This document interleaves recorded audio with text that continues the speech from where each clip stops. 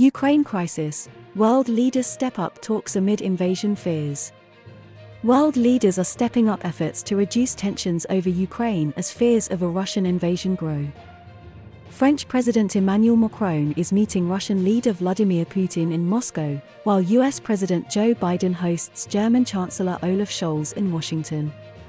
Russia currently has more than 100,000 troops massed on Ukraine's borders.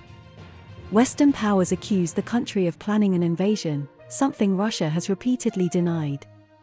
US officials said on Sunday that Russia has assembled 70% of military forces needed for a full-scale invasion. In recent weeks, Moscow has demanded that the Western military alliance NATO ban Ukraine from ever becoming a member, and that the group cuts its troop numbers in Eastern Europe. NATO has rejected both demands.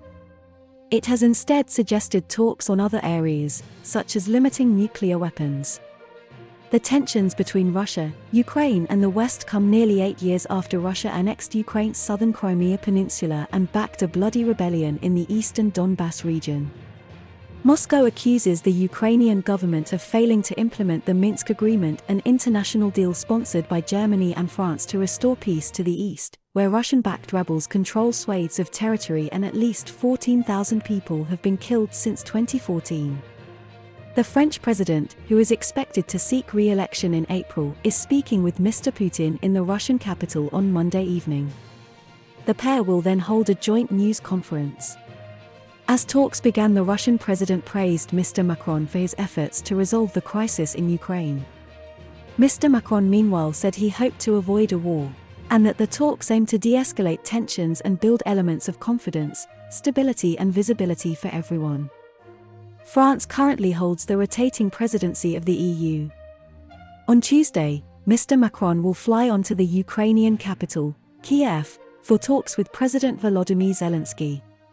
Ahead of the trip, Mr. Macron told a French newspaper that he believed a deal over Ukraine was within reach, and said Russia had a right to raise its own security concerns. Russia's objective was not Ukraine, but a clarification of the rules with NATO and the EU, he said. But Dmitry Peskov, spokesman for President Putin, tampered down expectations for the talks on Monday. There has been nothing new on the topic of security guarantees for Russia in recent days, he said in quotes published by Reuters news agency. The situation is too complex to expect decisive breakthroughs in the course of one meeting. Separately, German Chancellor Olaf Scholz has flown to Washington for talks with US President Joe Biden. It comes after public criticism at home and abroad of Germany for not doing enough to support Ukraine. While Mr. Scholz has said Russia would pay a high price for an invasion, his country has refused to send lethal weaponry to Ukraine.